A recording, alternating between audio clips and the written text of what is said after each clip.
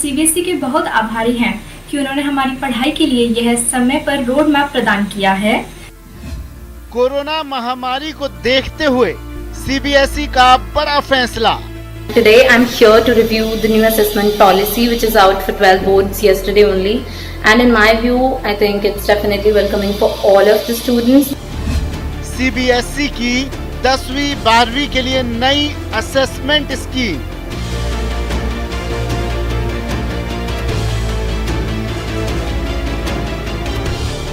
दो 2021-22 के academic session के लिए 10वीं और 12वीं के सिलेबस में बड़े बदलाव।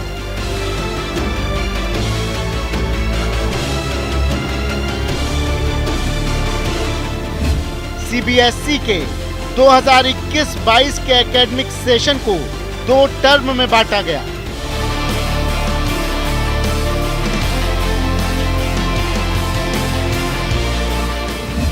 साल 2021 के बैच के लिए बोर्ड परीक्षाएं 2 बार में करवाई जाएंगी।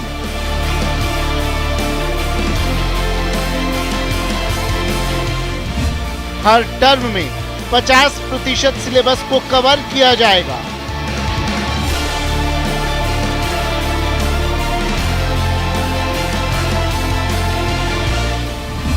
पहले टर्म की परीक्षा नवंबर-दिसंबर और दूसरे टर्म की मार्च-अप्रैल में होगी।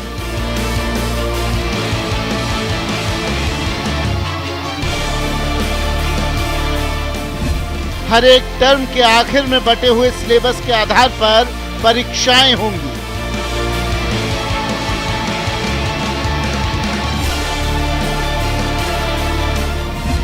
सीबीएसई प्रश्न पत्र तैयार करके स्कूलों को भेजेगा।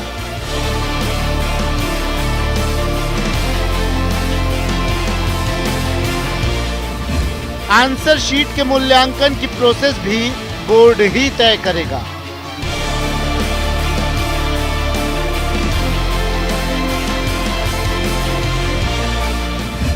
स्टूडेंट पहले और दूसरे टर्म में जो नंबर हासिल करेंगे उसके आधार पर फाइनल मार्कशीट तैयार होगी।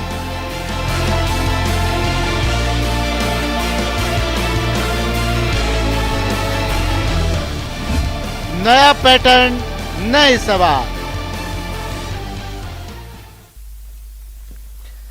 स्वागत है आप सभी का। आपके साथ मैं हूं स्वप्निल। कोरोना महामारी ने पिछले 2 वर्षों से बोर्ड परीक्षाओं को लेकर अनिश्चितता पैदा कर दी है। वैश्विक संक्रामक महामारी से बचाव के कारण लगाए गए लॉकडाउन से छात्रों और शिक्षा के क्षेत्र दोनों को बहुत नुकसान हुआ है। सीबीएसई ने कोरोना काल में पढ़ाई के लिए नई योजना तैयार की है। नई योजना के तहत भविष्य में कोरोना जैसी महामारियों के दौरान भी परीक्षाएं और मूल्यांकन कार्य प्रभावित नहीं हो और न ही बार बार बदलाव करने पड़े। 10वीं और 12वीं के सिलेबस में बड़े बदलाव हुए हैं। इसके तहत साल 2021 के बैच के लिए बोर्ड परीक्षाएं 2 बार कराई जाएंगी। कई बड़े बदलाव और भी हैं, ये सब जानेंगे हमारे गेस्ट पैनल के साथ। तो चलिए देखते हैं नया पैटर्न, नए सवाल।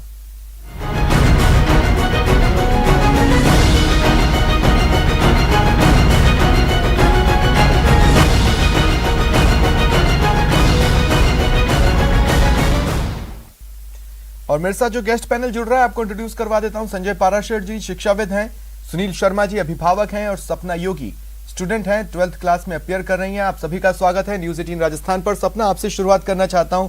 ये जो न्यू पैटर्न आया है सामने, आपने इसे समझा, आपका क्या रिएक्शन है? आपको क्या लगता है कैसा है ये पैटर्न? पहला रिएक्शन तो ये है कि एटलीस्ट हम लोगों को पता है, लास्ट ईयर की तरह नहीं है ये कि हमें बिल्कुल नहीं पता। जो लास्ट ईयर स्टूडेंट्स थे उन्हें बिल्कुल भी ऐसा अंदाजा नहीं था और वो बहुत अनसर्टेनिटी में थे, बहुत टेंस थे कि एग्जाम हो रहे हैं या नहीं हो रहे। उन्हें तो मतलब वो डिसाइड ही नहीं कर पा रहे थे कि पढ़े या ना पढ़े। तो एटलीस्ट हमें ये पता है कि क्या हो रहा है, तो ये एक अच्छी बात है कि वेलकमिंग है जो भी है। मतलब एटलीस्ट एक नक्शा, एक रोड मैप दे रहा है आपको फ्यूचर के लिए, कम से कम 12th क्लास के को लेकर। लेकिन सपना, 11th की मार्किंग भी एक टाइम पर बहुत इंपॉर्टेंट हो सकती है इसमें, क्योंकि इसमें बहुत सारे इफ एंड बट्स हैं। तो क्या वो वेलकमिंग है? नहीं, ऑफ कोर्स ऐसा है कि मतलब अनक्लैरिटी है। मतलब अगर वो जो फाइनल्स हैं 2 बार होने वाले हैं। अगर मान लो दोनों बार ही नहीं हो पाए तो, और अगर एक बार हो भी गया तो उसके बाद अगर थर्ड वेव आ गई और सेकंड वाला नहीं हुआ तो फिर ये है कि 11th में हम लोगों ने इतना कुछ खास परफॉर्म किया नहीं है। एवरीबडी नोस ऑनलाइन थे एग्जाम्स, तो चीटिंग होती है और मतलब हम नॉलेज नहीं ले पाए इतना।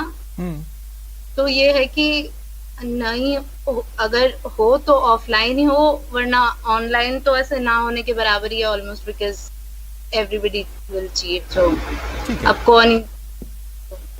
ठीक है सपना, मैं आता हूं आगे आपके पास। Sunil Sharma ji, as a parent ये नया पैटर्न आप वेलकम करेंगे या आपके अपने कुछ डाउट्स हैं इसे लेकर? नहीं सर, मैं इस सिस्टम को वेलकम करूंगा। बहुत सही समय पर और बहुत सही तरीके से सीबीएसई ने जो है इस पैटर्न को हमारे तक पहुंचाने की कोशिश की है, सब तक, स्कूल्स तक या पेरेंट्स तक भी हम अगर देखें तो ये सही समय पे, क्योंकि यही वो समय है जब असल में बच्चा जो है अपने करियर को लेके थोड़ा सा चिंतित होता है और वो तैयारी करना शुरू करता है।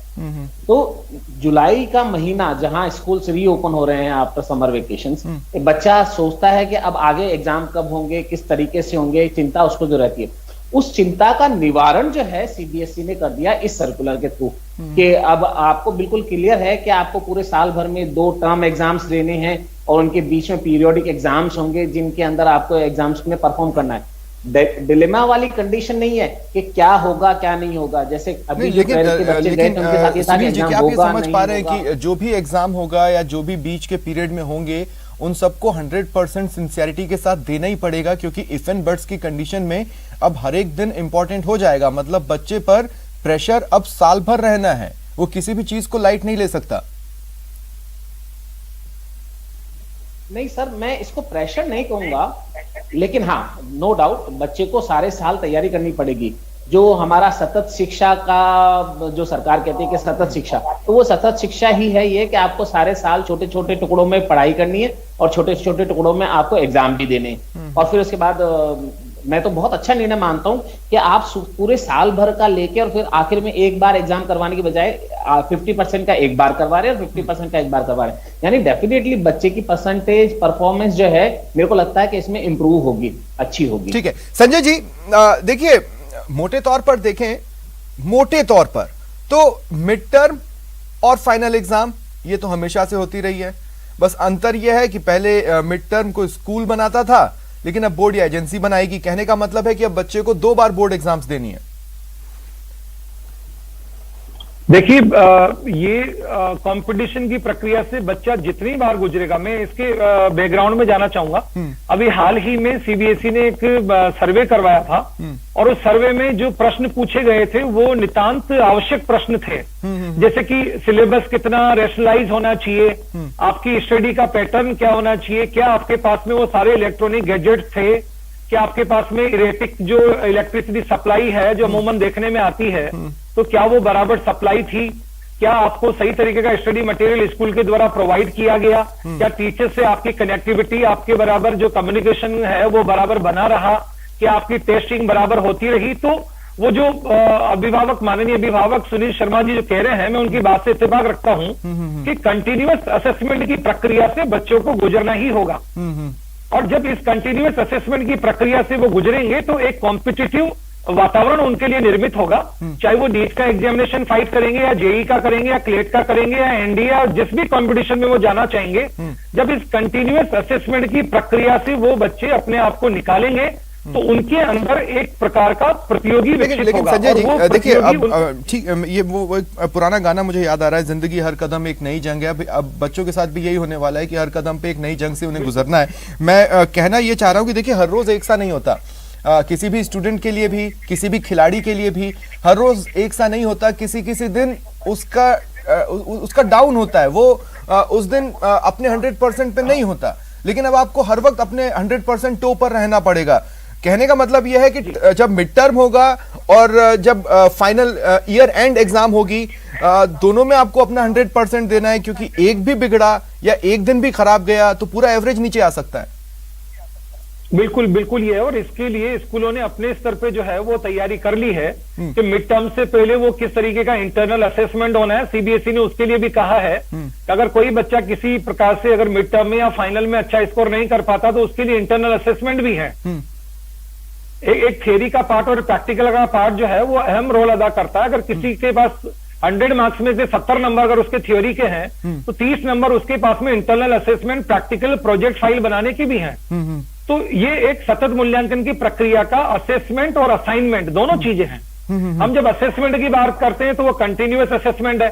जब हम असाइनमेंट की बात करते हैं तो बच्चे को दिया जाने वाला जो होमवर्क है, प्रैक्टिस वर्क है, या उसके विभिन्न प्रकार की जो गतिविधियों में वो बच्चा पार्टिसिपेट करता है साल भर, उसके लिए सीबीएसई ने कहा है कि आप बच्चे का एक पूरा प्रोफाइल बना के रखिए, उसका एक पोर्टफोलियो बना करके रखिए, और उस पोर्टफोलियो के आधार पे जरूरत पड़ने पे बच्चे को मॉडरेशन करके और उसको अंकों का बेनिफिट दीजिए आप। तो जो बच्चे किसी वजह से अगर मिड टर्म में और फाइनल एग्जामिनेशन में अच्छे अंक हासिल नहीं कर पाते हैं, उनके लिए यहाँ परेशान होने की जरूरत नहीं है। उनके लिए भी मॉडरेशन पॉलिसी है, और वो मॉडरेशन पॉलिसी पिछले सालों में भी इफेक्टिव रही है। और अभी जब रिजल्ट 2021 का बन रहा है, मैं आपसे आगे बातचीत जारी रखता हूं। देखिए अभी क्या स्थिति है, मुझे लगता है कि ये सीबीएसई का एक ट्विस्ट रहा है कि फाइनल मार्क करके जो भी चीज होगी वो दरअसल डिफरेंट सिनेरियो, डिफरेंट सिचुएशंस में डिफरेंट मार्किंग के तौर पर सामने आ जाएंगी। मैं इसे कुछ ही पलों में एक्सप्लेन भी करता हूं, लेकिन एक बार फिर सपना, मैं आपके पास आ रहा हूं। एमसीक्यूज के लिए प्रिपेयर करना है, थ्योरी के लिए प्रिपेयर करना है, कभी भी एमसीक्यू हो सकता है, कभी भी थ्योरी का पोर्शन आ सकता है। ओवरऑल मतलब हर डे ऑन टोज रहना कितना मुश्किल हो सकता है? देखो, एमसीक्यूज और थ्योरी के लिए प्रिपेयर करना ये तो one and the same thing. If you go through the chapter seriously तो आपको फर्क ही नहीं पड़ेगा, कुछ भी आए तो वो तो ठीक है, लेकिन ऑन टोज रहना ये मुश्किल है, स्पेशली कोरोना में जब आप घर पे रहते हो। जब आप पढ़ रहे हो तो आपको मम्मी ने बोल दिया चलो बेटा अभी खाना खा ले, या फिर सब अभी नई फिल्म देख रहे हैं सब बैठ के, तो वो एक हर्डल्स आ जाते हैं घर पे। और जैसे हम कभी मेहमान आ गए अचानक से, मम्मी पापा दोनों वर्किंग है और ऐसे वर्क में हैं जो अभी मतलब वो कोरोना में बाहर जा रहे हैं, तो मतलब वो फ्रंट लाइनर्स है, तो इसलिए अब ऐसा होता है कि वो आ गए तो अटेंड कौन करे, फिर मैं ही करूँ तो फिर मुझे क्या, मतलब क्लास में तो टीचर्स को भी पता नहीं लगता, तो आप म्यूट करके वीडियो ऑफ करके फिर आप अटेंड, मजबूरी सी हो जाती है कि आप करोगे ही, पूछोगे तो सही एटलीस्ट कि हाँ बैठो पानी पियो, फिर बोल दो कि ठीक है अब मैं क्लास के बाद आती हूँ, फिर आप चाय बना के पिला दो, लेकिन एक बार तो आप अटेंड करोगे। तो ये जो हर्डल्स हैं थोड़े ऐसे हैं कि अनअवॉइडेबल है। लेकिन सपना देखिए हम लोग भी 10-12 से निकले हैं, हम लोगों को भी पता है बोर्ड एग्जाम्स और बोर्ड एग्जाम्स का प्रेशर क्या होता है, लेकिन एक ही साल में 2 बार बोर्ड एग्जाम का प्रेशर लेना मेरे बस की बात तो नहीं थी। मतलब अगर आज मैं सोऊं और मैं ये सपना देखूं कि मुझे 2 बार बोर्ड एग्जाम देना है एक ही साल के अंदर, तो वो प्रेशर मैं तो नहीं सहन कर सकता। तो मतलब इंडिपेंडेंटली आपके लिए ही नहीं, आपके फ्रेंड्स भी हैं, आप भी जानते हैं कौन कितना पानी में होता है, कितना नहीं होता है। हर कोई क्या इतना प्रेशर 2 बोर्ड एग्जाम्स का एक ही साल में टैकल कर सकता है? तो फिर भी ये है ना हमारे पास कि हम 50-50% दे रहे हैं, तो वो एक ऐसा लाइट है कि चलो ठीक है कंपनसेशन मिल गया हमको, तो हम उसके लिए सेटल हो जाएंगे कि ठीक है वी एक्सेप्ट दिस। ठीक है, एक बार फिर संजय जी मैं आपके पास आ रहा हूं। देखिए कितने मैं फिर इफ एंड बट्स की कंडीशन उठाऊं। एक कंडीशन तो यह है कि आपने टर्म 1 में एमसीक्यू के थ्रू दे दिया, टर्म 2 में अगर चीजें फिर भी थोड़ी सी सुधरती है तो एमसीक्यू और थ्योरी हो जाएगी, लेकिन उस कंडीशन में फिर टर्म 2 के मार्क्स को ज्यादा वेटेज मिल जाएगा, टर्म 1 का उतना वेटेज नहीं रह जाएगा। लेकिन मान लीजिए कि टर्म 1 में अगर थ्योरी की स्थिति बन सकती है, नवंबर-दिसंबर में हालात नहीं बिगड़ते हैं, तो फिर आप टर्म 1 में ही एमसीक्यू और थ्योरी ले लेंगे, और टर्म 2 में जाके अगर चीजें बिगड़ जाती हैं तो फिर वहां पर सिर्फ एमसीक्यू होगा, लेकिन वेटेज टर्म 1 का बढ़ जाएगा। तो अभी तक की जो गाइडलाइंस है उसमें जो टर्म 1 है उसमें पूरी तरीके से एमसीक्यू बेस्ड जो एग्जामिनेशन होगा बोर्ड द्वारा प्रोवाइडेड है। अगर स्थितियां सामान्य होती तो ऑब्वियसली पॉलिसी जो है वो चेंज की जा सकती है, बट अभी की पॉलिसी तो यही कहती है कि आपको नवंबर-दिसंबर में जो सीबीएसई द्वारा जो एग्जामिनेशन आयोजित किया जाएगा उसमें आपको एमसीक्यू बेस्ड क्वेश्चंस होंगे। और सबसे बड़ी रिलीफ ये देखिए स्वप्निल कि आपका अभी रैशनलाइजेशन सिलेबस का होना बाकी है। सिलेबस के रैशनलाइजेशन होने के बाद में आपको 50-50% दोनों टर्म के लिए दिया जाएगा, तो बच्चे के ऊपर उतना बर्डन नहीं है। और दूसरी बात रही एमसीक्यू बेस्ड क्वेश्चंस की, उनकी जो टाइपोलॉजी होती है, उनकी जो क्वेश्चंस की फ्रेमिंग होती है, बनावट होती है, उसमें बच्चे का पार्टिसिपेशन अंडरस्टैंडिंग को लेकर के, रिमेम्बरिंग को लेकर के और असेसमेंट को लेकर के, इवैल्यूएशन को लेकर के टर्म 1 में इतना भी अच्छा थ्योरी होता की है। कंडीशन बन सकती है, मतलब एज पर अगर डिफरेंट बन सकती सिचुएशंस है में तो उन्होंने उसको- लिखा है बिल्कुल। कि board will conduct term 1 and term 2 examinations at school centres and the theory marks will be distributed equally between the 2 exams. अगर कंडीशंस पूरी तरह सुधर जाती हैं तो इसका मतलब यह है कि अगर नवंबर दिसंबर में सुधरती है तो हो सकता है थ्योरी यहां हो जाए, तब उसका वेटेज बढ़ जाएगा। हाँ बिल्कुल बिल्कुल, अगर वो ये सारा बोर्ड की पॉलिसी के ऊपर डिपेंड करता है कि वो नवंबर दिसंबर में क्या स्थितियां बनती है। वहां हो सकता है कि ऑब्जेक्टिव सब्जेक्टिव दोनों प्रकार का पेपर लिया Exactly. जाए, और हो सकता है कि नवंबर दिसंबर की स्थितियां सामान्य हो और आपकी मार्च अप्रैल की स्थितियां अगर भयावह हो तो वहां पे वापस हमको जो है वो और ऑब्जेक्टिव मोड पे जाना पड़ इसीलिए सकता है। मैं एक शब्द पे क्लैरिफिकेशन चाह रहा था, और मैं चाह रहा था कि उस पर बातचीत हो अगर हो सके तो। एक कंडीशन ये कह रही है कि जब फाइनल मार्किंग होगी, मान लीजिए उस कंडीशन में कि अगर चीजें नहीं ही सुधरती हैं और दोनों ही एग्जाम्स में बच्चा घर पे है संजय जी, तो फिर हम जो मार्क्स बनाएंगे टर्म 1 और टर्म 2 का तो होगा ही होगा, लेकिन उसके साथ डेटा एनालिसिस होगा। अब डेटा एनालिसिस कहने का मतलब है कि उससे पहले की क्लास, मान लीजिए 10th का बच्चा है तो 9th क्लास प्ले में आ जाएगी, 12th का बच्चा है तो 11th की परफॉर्मेंस प्ले में आ जाएगी। तो ये डाटा एनालिसिस भले ही आप टर्म 1 टर्म 2 में कितना ही बढ़िया परफॉर्म कर लो, मान लो वहां पर 70 और यहां पर 95, तो वो तो उसको नीचे ले आएगा। हाँ, पर अभी का भी अगर आप देखें तो जो सीबीएसई ने फॉर्मूला बनाया था 12th के लिए 30-30-40 का रेशो रखा उन्होंने, तो अगर यही स्थितियां रहती हैं तो उस वक्त जो 12th वाले बच्चे का जो रेशो होगा वो इन कंपैरिजन टू 9th और 10th और 11 जो भी सीबीएसई डिसाइड करती है, क्योंकि सीबीएसई हमेशा उस पक्ष को मजबूत देकर के चलती है जहां बच्चे ने ऑफलाइन एग्जामिनेशन दिया है या फिर किसी एक्सटर्नल एजेंसी के द्वारा आपकी टेस्टिंग हुई है। तो 10th का एग्जामिनेशन, चूंकि अभी जो 12th वाले बच्चे इनका 10th का एग्जामिनेशन हुआ है, लेकिन जो बच्चे 2021-22 में बोर्ड का एग्जामिनेशन देंगे, अगर उनका 11th वैसा ही निकला हुआ है जैसा कि अभी निकला है 11th क्लास काफी जगह, तो उस स्थिति में उसका परसेंटेज जो है वो सीबीएसई को कम रखना होगा। जो अभी 30% 10th का लिया है, 11th अपने 30% लिया है और 40% जो हमने 12th का लिया है। तो ये सब स्थितियों पे निर्भर करता है, परिस्थितियों पे निर्भर करता है, क्या किस प्रकार का माहौल होता है, ठीक है। उसके बाद ही सीबीएसई प्रोपोर्शनल तरीके से इसको निश्चित कर पाएगी। ठीक है, मैं फिर आगे आता हूं आपके पास। सुनील शर्मा जी, अभी जो 2 पॉइंट्स मैंने कहे, देखिए एक तो मैं ये ठीक है आप वोकल एक्टिविटीज और इन सारी चीजों को बच्चों के ऑलराउंड डेवलपमेंट के हिसाब से लेना चाहते हैं और प्लस मार्किंग के नजरिए से भी लेना चाहते हैं, good. Unit test, class test, मैं सहमत हूं, वाइवा भी मैं ओके हूं। प्रैक्टिकल्स को लेकर मैं थोड़ा सा कंफ्यूज हूं। एज अ पेरेंट आपको क्या लगता है कि मतलब प्रैक्टिकल्स में क्या?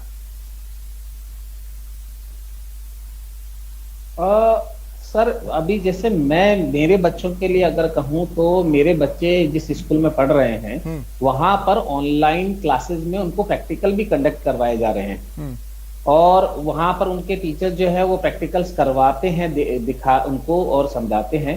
तो जो अभी तक मेरे पास बच्चे का फीडबैक है उससे लग रहा है कि उनको कुछ कुछ समझ में आता है। और अभी के हिसाब से मेरे को लगता है कि अगर प्रैक्टिकल के मार्क्स वो दे रहे हैं तो ये बच्चे के लिए बेनिफिट ही हो सकता है। क्यों? क्योंकि 100 मार्क्स में से 30% अगर प्रैक्टिकल के होते हैं तो डेफिनेटली वो हमारे बच्चे को जो है परसेंटेज इंप्रोवाइज करने में ही फायदा करेगा। लेकिन इस पूरे नए पैटर्न में चलिए 10th और 12th का रोड मैप तो तैयार हो रहा है, लेकिन उसी प्रेशर से कि आपको ये नहीं लगता कि हम 9th और 11th के बच्चे को भी गुजारने वाले हैं, क्योंकि उसको मेंटली इस बात के लिए प्रिपेयर रहना होगा कि अभी हम जो भी कर रहे हैं वो नेक्स्ट में रिफ्लेक्ट हो सकता है। कहने का मतलब ये कि कुछ लोग इसलिए भी लाइटली ले लेते हैं क्योंकि वो कॉम्पिटिटिव एग्जाम्स की तैयारियां कर रहे होते हैं। ऐसे कई स्टूडेंट्स हैं जो 11th में अंडर परफॉर्म करें लेकिन 12th में ब्रिलियंटली परफॉर्म कर निकल जाते हैं, लेकिन अब उन्हें 11th में भी या 9th में भी ब्रिलियंटली परफॉर्म करना ही होगा। ये बिल्कुल मैं आपकी इस बात से सहमत हूँ कि नो डाउट बच्चे को जो है एक्स्ट्रा एफर्ट्स तो करने पड़ेंगे अपनी परफॉर्मेंस को अच्छे रखने के लिए। लुकिंग इनटू के जो लास्ट ईयर क्लास 11th में अगर बच्चा जो था उसकी अगर परफॉर्मेंस अच्छी नहीं हो तो उसको 12th में इस बार उसको अच्छा करना ही पड़ेगा अगर मैं कहूँ तो, ताकि वो उसकी परफॉर्मेंस अच्छी हो। तो ये तो है। और 9th 10th के लिए जैसा आप कह रहे हैं तो बच्चे को तो मैं अगर एक पेरेंट की जैसे सोचूं तो कई बार जैसे मेरा खुद का बच्चा जो है बहुत जल्दी अपने कंपटीशन की तैयारियों में लग गया था। क्लास 9 से वो उसने जो है अपनी कंपटीशन की तैयारी कर ली थी। तो मैं पर्सनली तो इस चीज से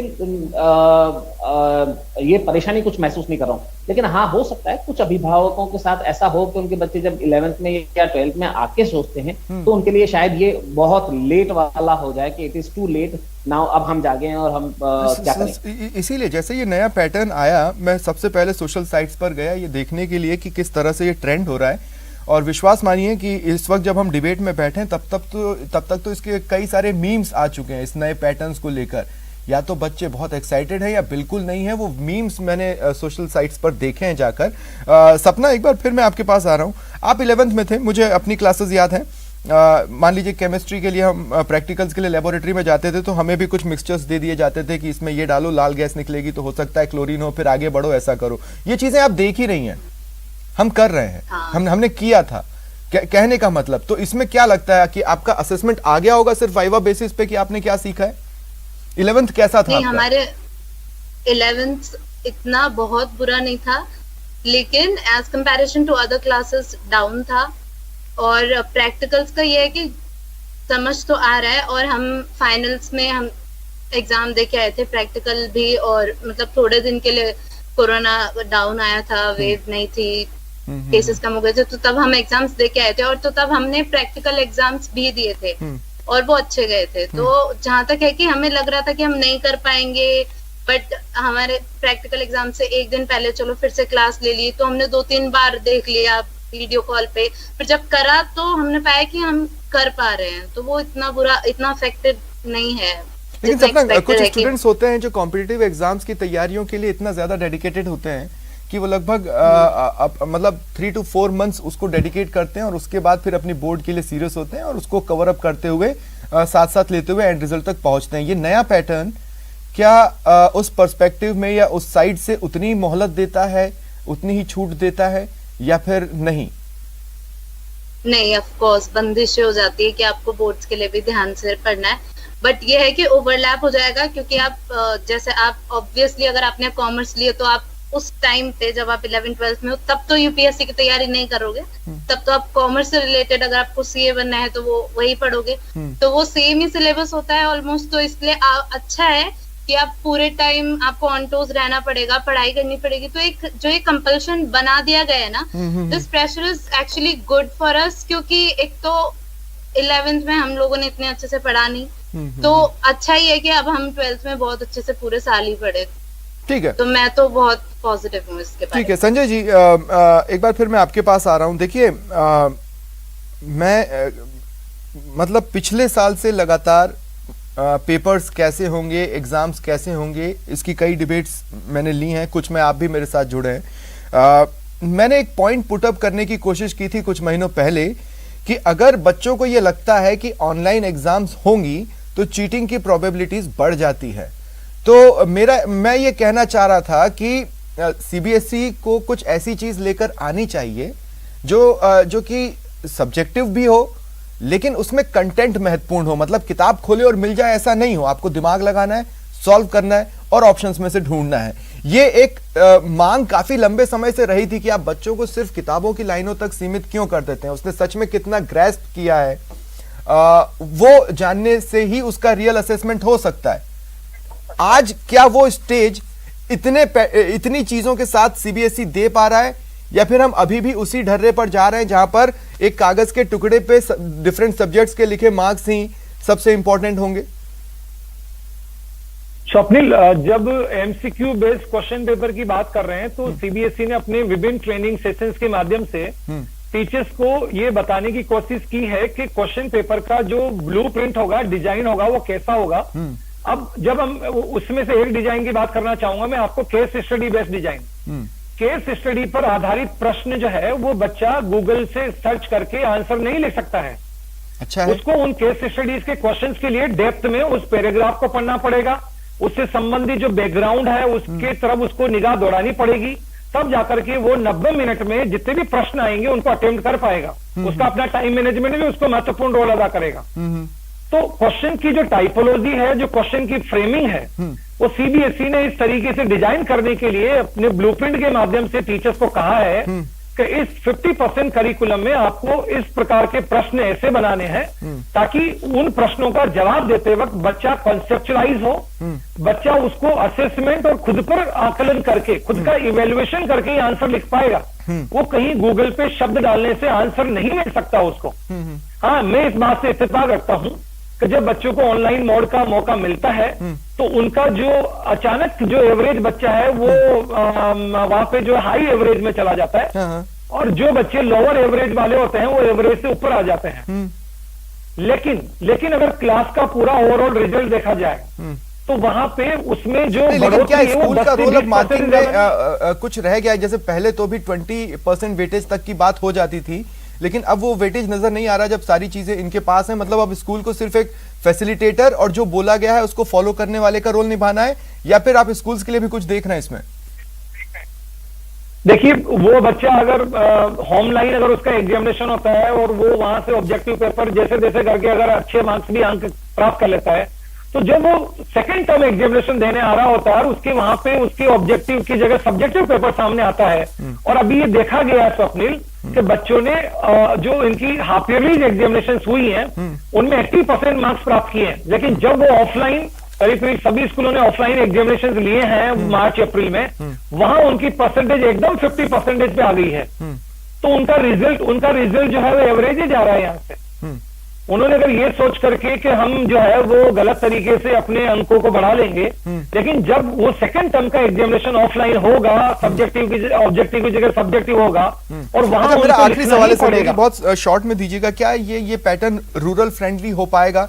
मतलब जैसा कि अपने नोटिफिकेशन में सीबीएसई क्लेम कर रही है, क्योंकि रूरल फ्रेंडली होना ही सबसे बड़ा चैलेंज था, ऑब्स्टिकल था। देखो, गए बार भी सीबीएसई ने सर्वे करवाया था और सर्वे में 85% बच्चों के पास में इलेक्ट्रॉनिक गैजेट्स की उपलब्धता पाई गई थी। 15% जो बच्चे हैं वो उससे तभी महरूम रहे थे।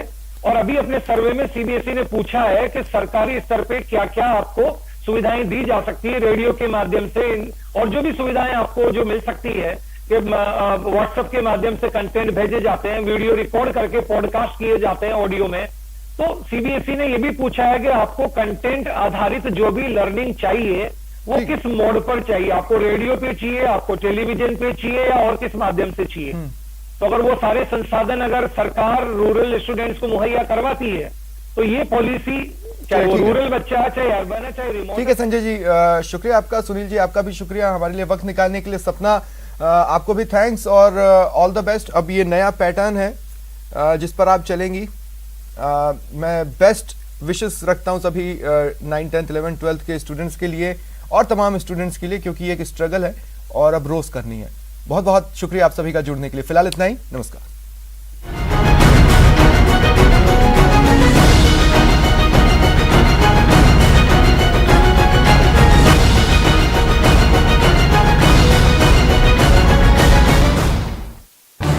इस न्यूज हेडलाइंस के प्रायोजक पेट सफा